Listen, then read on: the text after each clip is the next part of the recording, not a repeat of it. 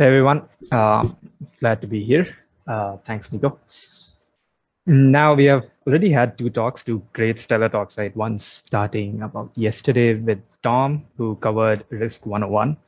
And we had a talk I think about 2 talks ago, if that's a measure, with Michael Hopeway, right? And he covered compliance. And so I'm very accurately positioned, I would say, because I'm going to be talking about how to get started in GRC and security auditing. And without further ado, let's jump in. This is me. That is the correct way of being a wizard. I'm an assistant manager at the moment. I have a CISSP, I have a CISA. If you don't know what those stand for, those are certifications. CISSP is from this company called ISC Squared. Stands for Certified Information Systems Security Professional. CISA is from a company called ISACA. Stands for Certified Information Systems Auditor. And then, of course, ISO 27001 is a type of standard, and then Certified Lead Auditor. That's me. What's the agenda? Well, we'll start with the what, right? So that was my impression of what Leonard sounds like. Might be pretty bad. How you fit, what are the skills that are required in this particular, let's say, territory, what the market looks like, and believe me, it's booming. And what would a potential roadmap be like? All right, now, so all of this and almost everything on the agenda are things that would need a lot more tweaking per person. This is just a very generic introduction, let's say, to how to get started and where to get started at. And there's a lot of personal bias involved, right? I started in GRC, so there is that you need to consider. But believe me, I feel that it is one of the best places to start at, and it allows you to pivot to a lot of other places. So GRC is governance, risk, and compliance. This quote is from a company. It's an organization, a not for profit called Open Compliance and Ethics Group, and so OCEG. And they say, well, it's a bunch of fancy words, right? So I'll just read it out, and then I'll talk about what I think it says. And so the integrated collection of capabilities that enable an organization to reliably achieve objectives, address certainty, and act with integrity. Now, if you understood what GRC is from that, that's great. That is a cool definition. That is something that you should have on your webpage. What I feel it is let's go and break down the words, right? Governance, by definition, without using the word govern, is to rule or control. Right? That is what a state or a government or top-heavy organization does, right? You govern, you establish the rules, and you control the flow. You control how the policies move, things like that. Risk is threat cross vulnerability, but I won't get into that. Risk is well, the best way to know what risk is to, again, hear Tom Quinn's talk, right, from yesterday. But then for me, risk is just potential of something going bad, right? And then compliance is standards, is laws, is regulation, and you trying to meet them, and trying to meet them not just because the law mandates it to be, but also trying to meet them because they help you get more secure to an extent. And so there's a huge war that is fought on that. So we'll not get into the politics of whether compliance makes you secure or not. But then that is why it was meant, and that is how it started. That was how the goodwill initially had behind the word compliance, right? And again, stellar talk by Michael about 2 hours ago, I guess. So it really goes into compliance. So again, I won't really dive deep into that one. But then it is these 3 things come together, and it's the knowledge of how to control, how to move, and how to rule. It's the knowledge of recognizing what might be potentially bad and how to prioritize it, and it's to recognize what is required for you to protect, and versus what is not required for you to protect, or what is less required for you to protect, which is what compliance defines. Jumping into the fit, right? So this is the fit, and so this color wheel is well, I've taken it from two folks, April Wright and Proxy Blue. They created this wheel, and there are too many colors. Usually, there are only 3 or 2 colors that we usually talk about. We talk about the blue team and the red team, and this is a lot more colors. Believe me, not all of us use these colors. It's just a fancy way of showing where you fit. And so the blue team is defensive, and then of course you can read through it. But what we are going to talk about, or what I am going to talk about specifically, is the white team, right? The guys in the middle. And by being in the middle, and so this is what I feel is the advantage, right? It's great to have technical skills. It will absolutely help you out if you have them, but it's not something that you need to start off with.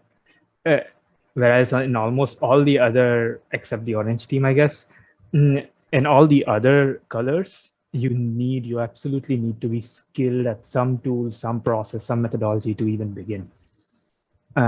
And so this is where I feel that white team or GRC or security auditing is a good place to start off at, and then you can decide where to specialize into, right? Moving ahead, pyramids everywhere. Everyone likes pyramids, and usually it's the CIA triad. I know the picture is not good, which is because I didn't spend a lot of time in adjusting the aspect ratio. So, but then I can read it out to you. So on the very top is business drivers, and you need to understand, right? We sit at a very good position of power. We are the guys who basically goes up to the business and we convince them to spend money on the security team. That is our job, literally, to convert something so technical that someone from the finance background may not be able to understand, to convert it straight into money and impact, so that they say, oh, that is a loss that I'm not willing to bear, and hey, I'll pump money into it. That is what we do, most of us. So at the very top is the business drivers. Right below it is a strategy that drives the risk statement, the risk appetite, and all those risk jargons. Right below that is governance.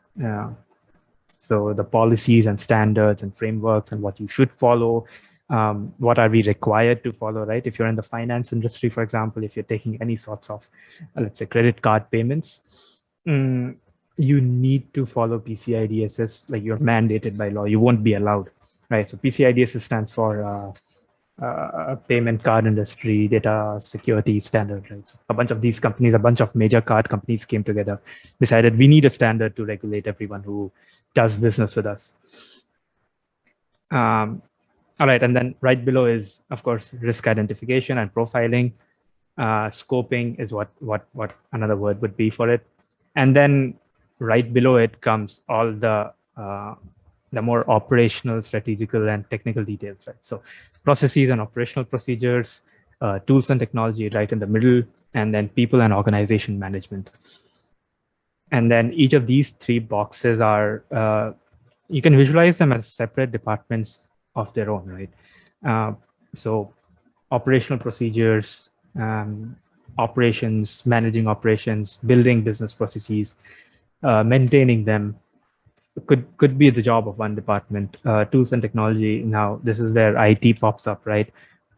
So, and a lot of companies don't necessarily have the tools, depending on how big they are, honestly.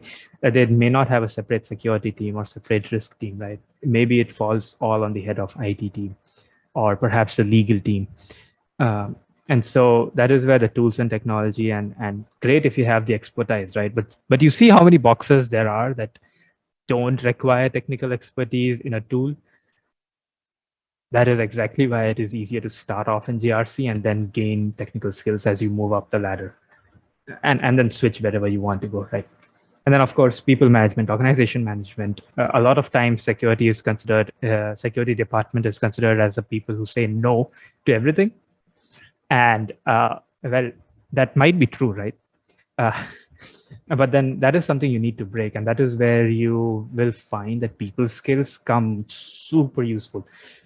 The number of times you have to get people on a call from different engagements. And believe me, they see risk and they see security as something in addition to what they do normally, right? So let's say you're in human resources, right?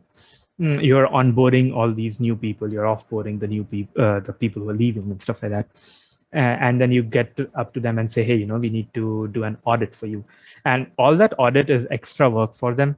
So you need to kind of convince them as to why they need to do it in the first place.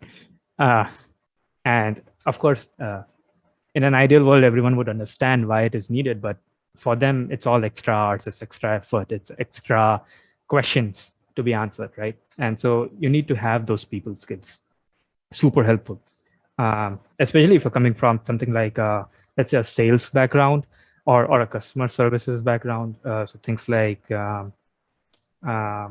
even like a customer service representative, or if you were, let's say you were a server at a restaurant, right? You know how to handle irate customers.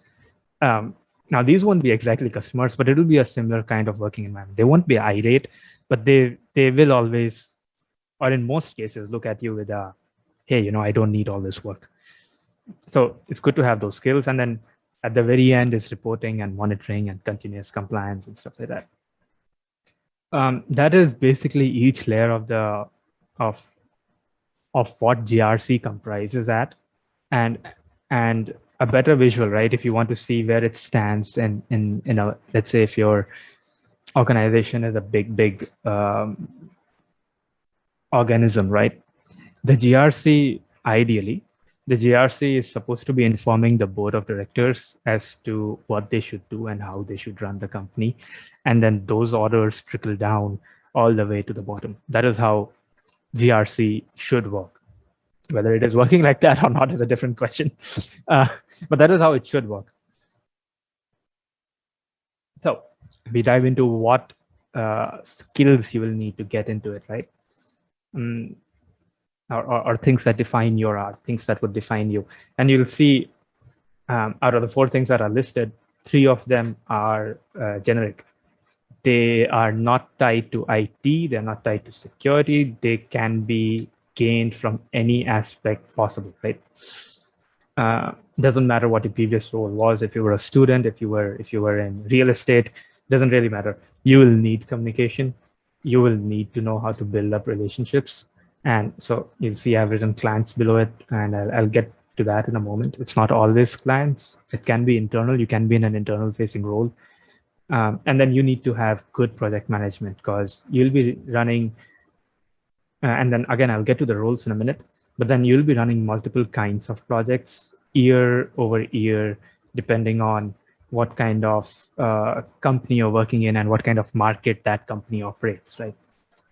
Because of differences in compliances. So 3 out of 4 skills, super non-technical, super experiential, or at least can be gained through various transitive areas, right? And then coming to the 4th one, continuing education. So that is courses, certifications, and that is something that either time or money would kind of hold you back, right? I wouldn't really advise you to pay a lot for your certifications unless you have a job in that field. And then we'll get to certifications in one of the later slides. But then you need to be on your toes. It's not that once you're in, you can stop studying. You have to keep studying, because the field changes at a very rapid pace, right? And even though you are sitting in the middle translating things, you need to know what changes have happened on either side. So on the business end and on the security side, on the more practical security side. And so you need to have continuing education. You cannot skip on that. This is where I was talking about the roles, right? And so there are majorly 2 roles, and I'm quickly getting into a market here, right? You can be an analyst or a specialist, and this is more of an internal facing role. And okay, so something I need to make clear, right? The job roles that are there on LinkedIn or Indeed or any of the job search websites that you use, right? They are not down to a pattern, right? They'll write anything over there, so you'll have to go in and read the job responsibilities. I mean, if they write analyst, but it could be for a company that does consulting, don't go by this, right? What I mean by the words in here and what those words mean, there are two different things. What I mean by analyst or specialist is someone who's an internal to the company. All the people that you interact with are also people in that company. And by that logic, you would have fewer projects to deal with. Each project would run for a longer time because, internal projects are like that. And you would get a holistic exposure. And what I mean by that is you get to see your project end to end, right from how it started, which business unit wanted it, all the way up to how it affects the next project that you go and work on, right? As opposed to being a consultant, right? And so a consultant, again, is not a contract role necessarily. It can be, it cannot be. It depends on you and it depends on the company that's employing you.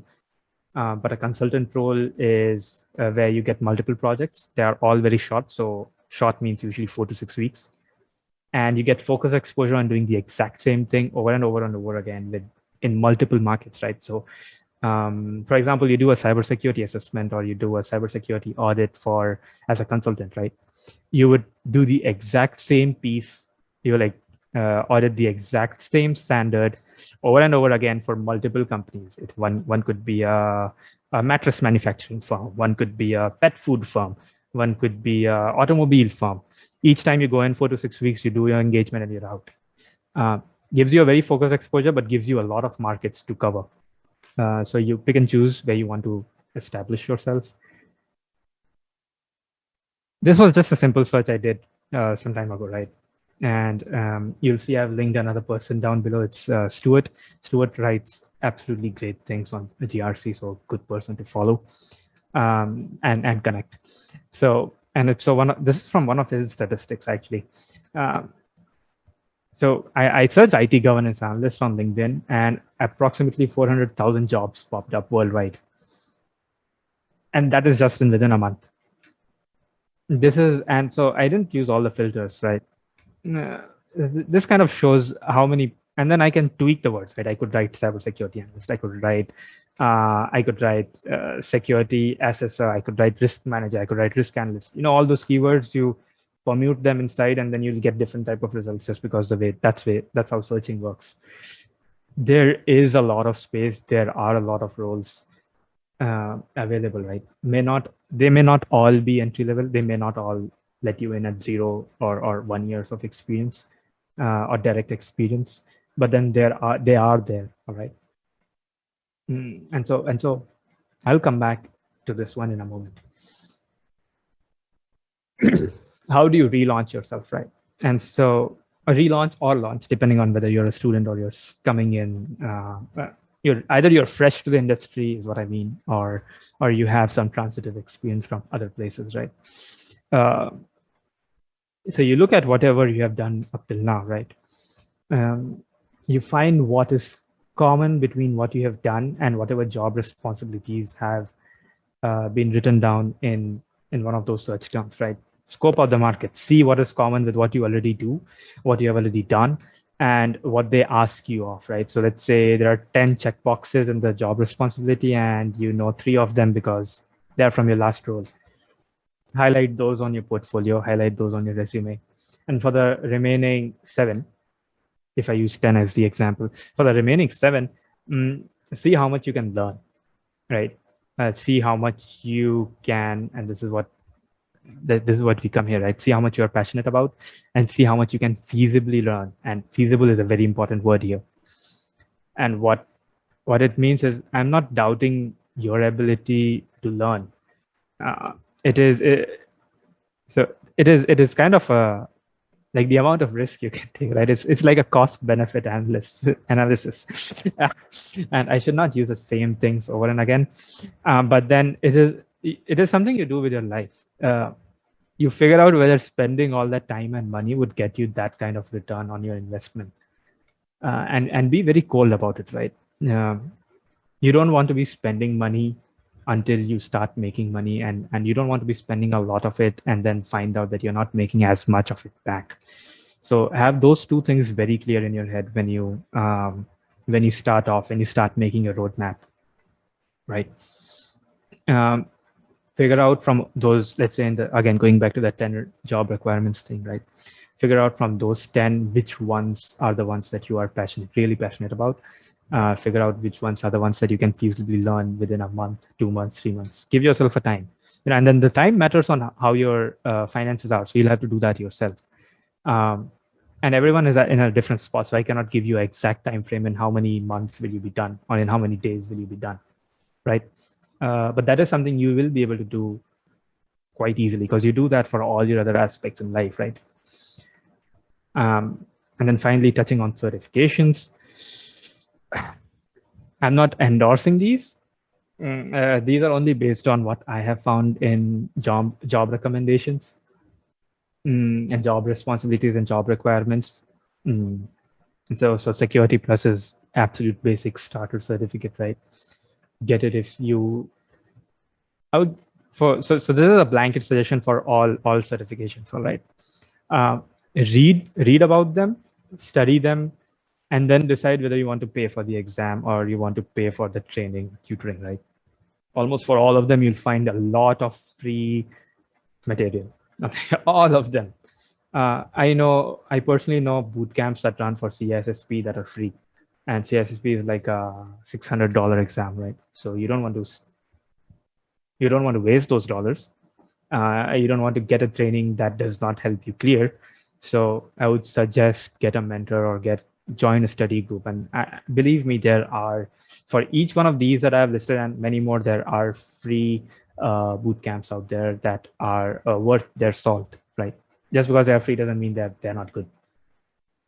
All right, I won't go here. I'll go back.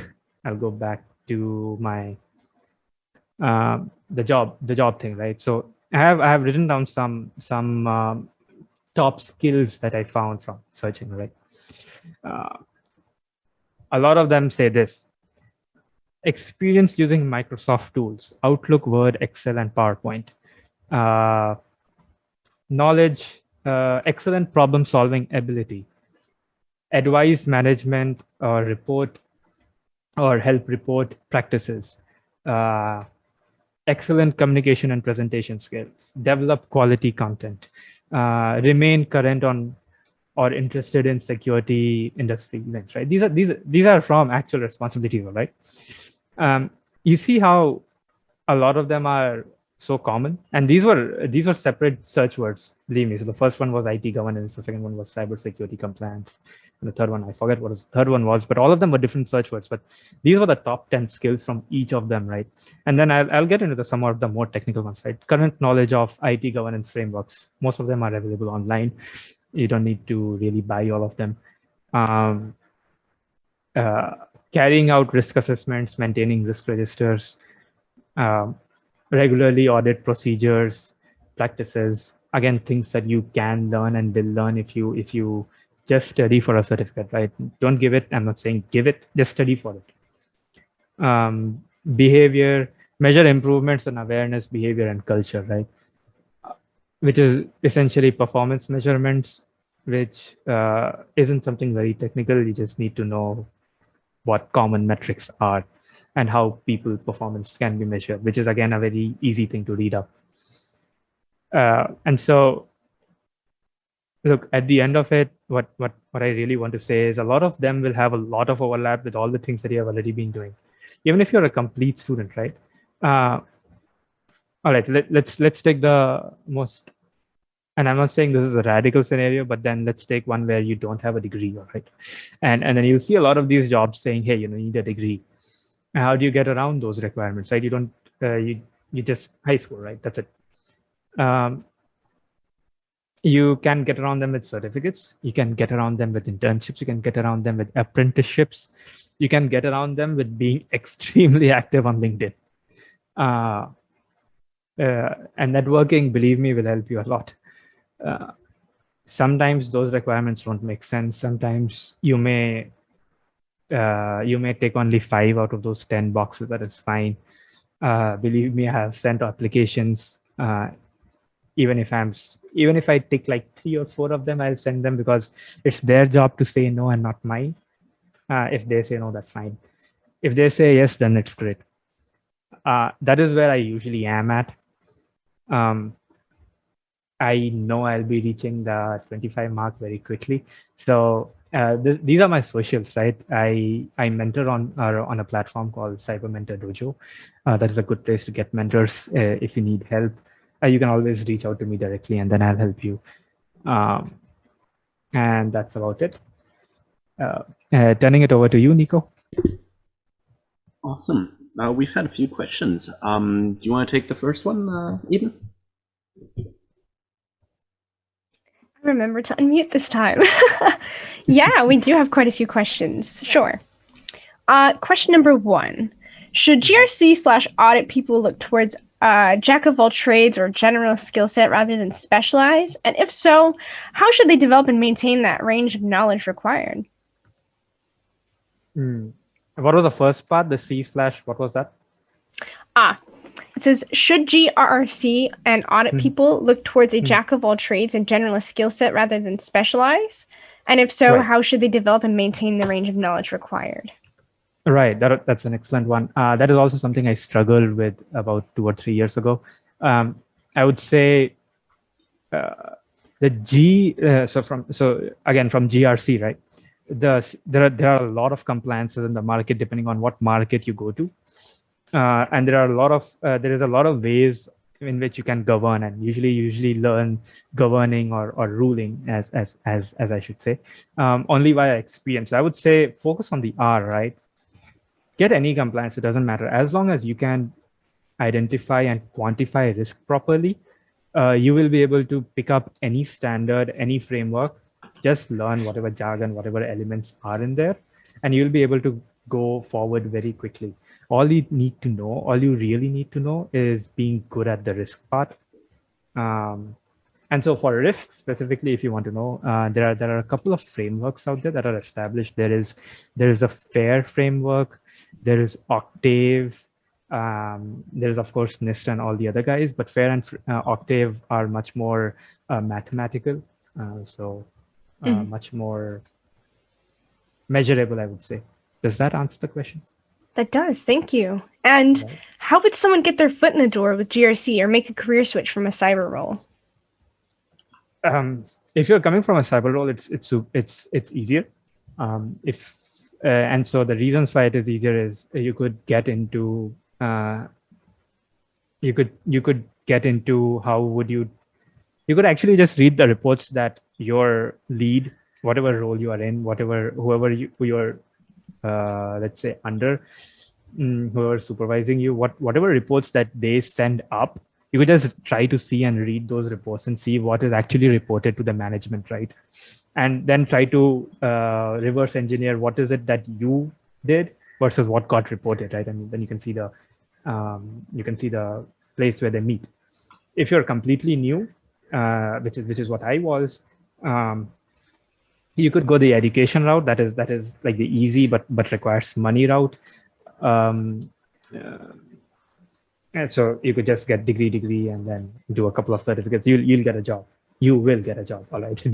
It just depends how good you are on telling people that you did something. Let's say you don't want to go the education route. You could go. So a lot of people I mentor go the help desk route, right? So they start off in help desk, and you need to believe this, right? You need to know that every job you take until you get the job in your field that you want, all the other previous jobs will be just launching pads, right? You do them for 3 months, you get the experience, you get out. No loyalty, no need to have not a good thing I should say, but no need to have loyalty right now. If you want to get to a place that you feel is where you should be at, that is your end goal, get there and then stick for a couple of years. But then until then, just grab 3-4 years of experience, even if it pays maybe minimum wage, right? Just grab that experience, know that you're going to do it only for 3-4 months, and then get out. Then go to the next role. You'll get about 30 to 40% hike each time you get out, rather than staying there, which is about 12% hike, right? So, jumping is rewarded more. And so that is a good way to get in. Start from a help desk role or an IT role, and then wedge your way forward. Awesome. Thank you so much. That was such an excellent answer. Nikos, would you like to take the next question? Yes. So someone asked a question going, I see from time to time people asking for help to get into GRC. Mhm. When you look for security or GRC jobs, most jobs say you need X amount of years of experience, right? Mhm. However, you can't get that experience without getting the job in the first place. Chicken and Right. egg. What would you recommend to get that first security GRC job? Right. Excellent, right? And so it kind of ties back, not Yeah. exactly, but it kind of ties back with my previous answer, right? Your first GRC role might not be the first role you do, right? It might be the third role you picked up in the journey of roles, right? All right, I'll give you a personal example. And so this is not, all right, I'll give you a redacted version of a personal example because it's not my example. It's someone else's example. But then, so this person started off in, wanted to get into GRC. They started off with, I think what they were doing was they were selling phones, I believe. I think that was their role. Yeah, and so they had a lot of transitive experience of salesmanship, right? But they didn't want to get into something like pre-sales, which is also a viable option in cyber. They wanted to get into pure GRC, right? And so what I told them was, instead of being dejected with an experience that says, hey, we need 2+ years of experience, or we need 3+ years of experience, still apply to those roles, right? But try to find out who posted that role in the first place. And there are a couple of things that work behind the scenes, right? There is the person who posts the role who might not exactly know what the role is about, depending on how the company works inside. They might just copy paste a requirement, which happens a lot, believe me, in the market that I am in. Like they'll say 3 to 5 years of experience, and then they'll ask a whole suite of things that I probably know only 5% of. And I would be like, who knows all of that? Which one person knows all of that, right? And then if they actually know, would they really come and work for you, right? So my answer would be, try to get in touch with whoever posted that role and see if you can have a conversation with them. See if you can get them to take a chance on who you are as a person, rather than just your resume, which probably says 0 years of experience or 1 year of experience, right? That would be probably point one. A much more better thing would be to look up apprenticeship programs, right? Depending on where you are, and this is more locked in. This gets much more competitive. Not that everywhere else isn't competitive, but then you could try for SANS runs a program for apprentices, I believe. A lot of universities have it. If you know someone, or let's say you have a relative who has worked at a university or some place like that, you can see if they can put in a good word for you. Universities always have a lot of jobs that don't pay that great, but then are good for experience collection. And I would say that, again, going back to the previous answer, right? Don't think that GRC might be the first role you get. Just do a 3-month job at $15 an hour, then do the next job and say like, hey, I have 3 months of experience. I would want to switch to a better role. This is where I want to go. Do you think, would you have something like this for me? If they don't, go to whatever role you applied to, get that hike, maybe 15, you go to $20 an hour, and you keep jumping till you either get to an employer where you know that the employer recognizes your contributions and is ready to say, like, hey, I know you are in help desk. I know you wanted to get into GRC. We have a position open. We would rather hire internally than hire from outside, which is cheaper for a company. Or